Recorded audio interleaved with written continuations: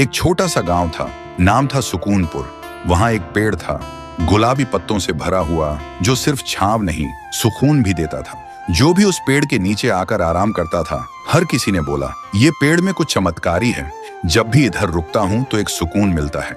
उसी गांव में एक बुजुर्ग दादू रहते थे अपने पोते के साथ। उन्हें गांव के सबसे समझदार इंसान माना जाता था। वो दादू अपने छोटे से पोते राजू को हर शाम उस पेड़ के नीचे लाते और कहानियां सुनाते और कहते, बेटा, ये पेड़ सिर्फ पेड़ नहीं है, ये हमारा परिवार है। मैंने इसे अपने हाथों से लगाया है और इसने मुझे जिंदगी भर छांव दी है। राजू मुस्कुरा के पूछता, दादू, क्या पेड़ भी परिवार होते हैं? दादू थोड़ा सा हंसते हुए बोलते, जिसने तुझे बिना कुछ मांगे छांव दी, थकान में सहारा दिया, वो क्या किसी अपने से कम है?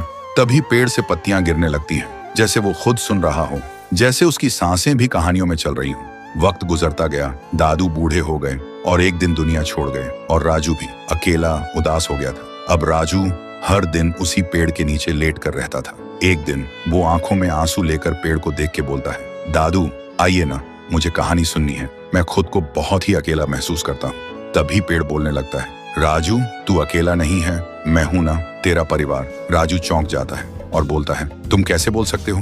तुम तो पेड़ हो। पेड़ ने धीरे से कहा, तेरे दादू ने मुझे इतना प्यार दिया था, हमेशा मुझे परिवार समझा, और आज तुझे यूं टूटा हुआ देख के मेरी रूह कांप गई। मैं कैसे देख सकता हूँ अपने परिवार को ऐसे तन्हा। उसी दिन से राजू फिर से मुस्कुराने लगा था, क्योंकि अब वो अकेला नहीं था। उसके साथ उसका पेड़, उसका परिवार था। वक्त गुजरता गया, राजू बड़ा हुआ और एक दिन शहर चला गया। गांव की जमीन बिक गई और एक दिन उसी पेड़ को भी काटने का वक्त आ गया। जब पेड़ गिरा, ऐसा लगा जैसे कोई दिल टूट गया हो, जैसे कहानी अधूरी रह गई हो।